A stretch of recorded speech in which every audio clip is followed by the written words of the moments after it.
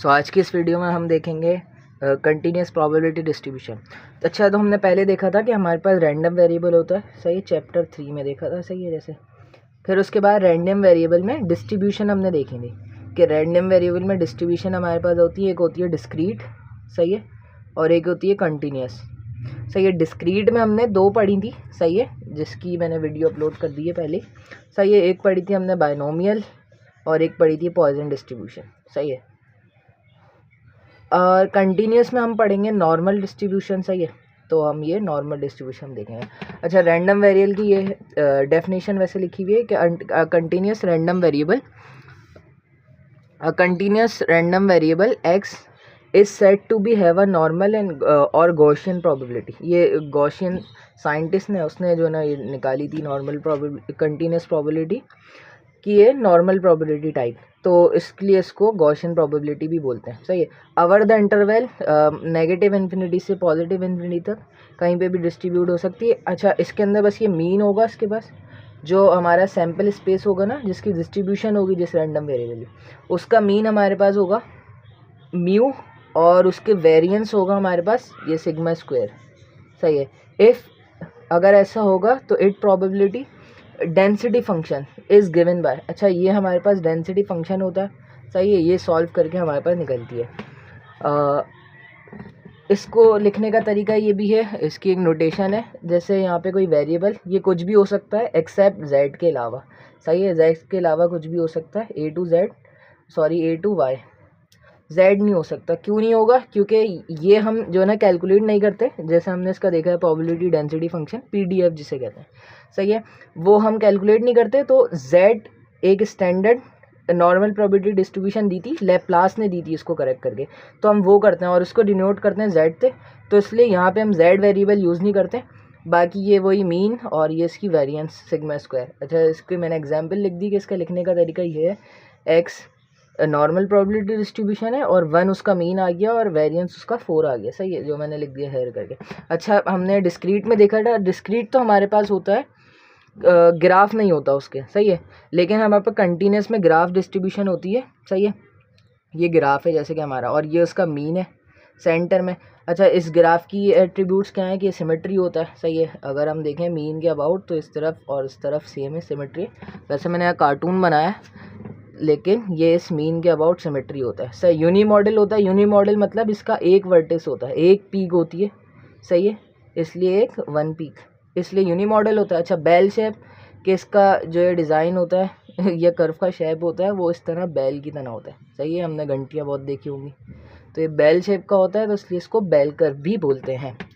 अच्छा, ये probability distribution अगर मैं इसको थोड़ा सा अगर एक्सप्लेन करना चाहूँ तो ये हमारे पास होते हैं, बेल कर्व का मतलब ये होता है कि हमारे पास कुछ हायर वैल्यूज़ होती हैं। अगर मैं ले लूँ किसी पर्सन का मास, सही है, मास से ले लूँ, तो मैं देखूँगा कि हमारे पास किसी एक ख़ास मखसूस एज के लिए अगर एज की कांस्टेंट कर दूँ तो 20 ईयर्स तक, सही है, ये मैंने एज कांस्टेंट कर दी, 20 ईयर्स तक मेरे पास कोई 200 मेंबर्स का डेटा है, सही है, मेंबर्स का डेटा है, सही है। तो उसके अंदर से जो एवरेज लोग होंगे, सही है, उनका मास जो होगा, सही है, या वेट होगा, तो वो होगा आपके पास 70, 80, सही है, ऐसे हो रहा होगा। लेकिन कुछ होंगे जिनका 110 भी हो रहा होगा, लेकिन ऐसे लोग जिनका बहुत ज़्यादा होगा वो बहुत कम होंगे, और ऐसे लोग जिनका बहुत कम होगा जैसे 40, 30, सही है, उनका भी बहुत कम होगा। लेकिन जो एवरेज के लोग होंगे जिनका 70, 60, 80, सही है, तो उनका जो है ना ज़्यादा, मतलब उनकी क्वांटिटी उन लोगों की ज़्यादा होगी। तो इसका मतलब ये जो एवरेज लोग होते हैं ना, मीन के आसपास जो होते हैं, सही है, जो मीन वैल्यू है उसके आसपास जो लोग होती हैं उसकी क्वांटिटी ज़्यादा होती है, और जो बहुत कम और जो बहुत ज़्यादा होते हैं ना, जो बहुत कम और जो बहुत ज़्यादा होते हैं उसकी डेटा सेट में क्वांटिटी कम होती है। और ये जितना जितना इससे डेविएट करेगा ना, मतलब मेरा जैसे कर्व स्ट्रेच बनेगा, सही है, जितना दूर दूर जाएगा, इसका मतलब कि मेरी जो डिस्ट्रीब्यूशन है ना वो बहुत ज़्यादा डेविएट हुई हुई है मीन के अबाउट। ये मीन की वैल्यूज़ तो मेरे पास ये है, ये जो लाइन है, सही है। अगर इससे दूर ज़्यादा वैल्यू हो तो इसका मतलब मेरे जो डेटा सेट है ना उसका मीन अगर 55 है, तो कुछ वैल्यू, ज़्यादातर वैल्यू ऐसी हैं जो 22 भी हैं, 23 भी हैं, और 55 के करीब वाली, मीन के करीब वाली वैल्यू कम है। तो अगर मेरा कर्व इस तरीके का बनेगा, सही है, तो इस स्ट्रेच कम हुआ है, सही है, तो इसका मतलब स्टैंडर्ड डेविएशन कम है, ज़्यादातर वैल्यूज़ मेरी मीन के पास है, सही है, तो इसलिए। और अगर मेरा इस तरीके का कर्व बनेगा तो इसका मतलब मेरी मीन से वैल्यू ज़्यादा दूर दूर है। ऐसा खैर बहुत बात कर ली हमने इस पर। नाउ स्टैंडर्ड प्रोबेबिलिटी डिस्ट्रीब्यूशन मैंने बताया कि लैप्लास ने करेक्ट किया था इसको, सॉल्व करना इजी मेथड दिया था, सही है। If in a normal probability distribution, अच्छा उसने दो काम किए थे, जो मीन हम पढ़ रहे थे ना, मीन, सही है, the mean becomes equal to 0, जो मीन होगा हमारे पास म्यू वो 0 हो जाएगा और वेरिएंस जो है 1 हो जाएगी। बस ये दो काम करने होंगे हमने सोल्यूशन करते वक्त भी, बाकी फिर हम आसानी से सॉल्व कर लेंगे। फिर एक टेबल देखना है हमने और उससे वैल्यू आ जाएंगी। तो हम क्वेश्चन देखेंगे तो फिर ही ज़्यादा क्लियर होगा, क्योंकि एग्जाम में क्वेश्चन ही आस्क की जाते हैं। फॉलोज अ स्टैंडर्ड, अगर ये हो जाएगा हमारे पास, then the normal probability distribution follow standard normal probability distribution with mean 0 और वेरिएंस 1। वी कैन राइट इस, जैसे मैंने आपको बताया कि यहाँ पे हम z से लिखते हैं और जो नॉर्मल और गॉसियन प्रोबेबिलिटी है उसको हम किसी और वेरिएबल से लिख देते हैं। और यहाँ पे हम म्यू नहीं लिखेंगे क्योंकि म्यू हमारे पास 0 हो जाएगा और वेरिएंस यहाँ पे 1 हो जाएगी।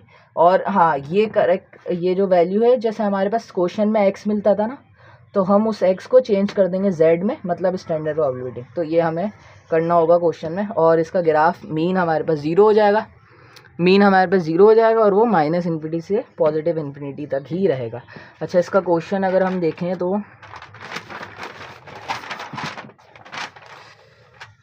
अच्छा, अब इसके हमें टेबल हमें मिला है, पेज नंबर मुझे याद नहीं है, बुक के लास्ट में ही होगा, वॉलपूल, सही है, 9 एडिशन, सही है। टेबल Z टेबल है A3।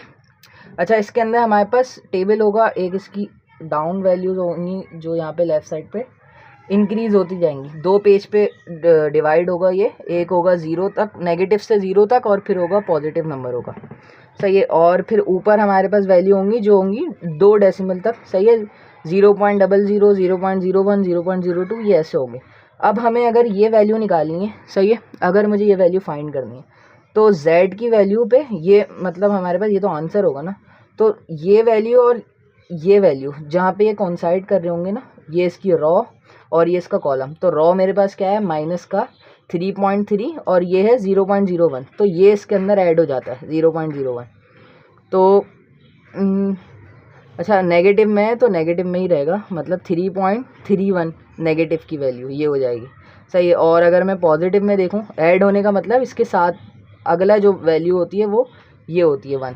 और अगर मुझे ये वैल्यू चाहिए, पॉजिटिव में ले लूँ अगर मैं, ये चाहिए, सही है, तो ये 3.44, सही है, विजिबल है, 3.4 प्लस 0.09, तो ये जो वैल्यू होगी मेरे पास वो किसकी होगी, 3.49 की होगी, सही है। इस तरीके से हम इसको देखते हैं। और मैंने इसमें इन्वर्स भी करते हैं कि हम z की वैल्यू गिवन होगी, हम ये वैल्यू निकालेंगे और फिर इन्वर्स में जो होगा हमें ये वैल्यू से इधर जाना होगा।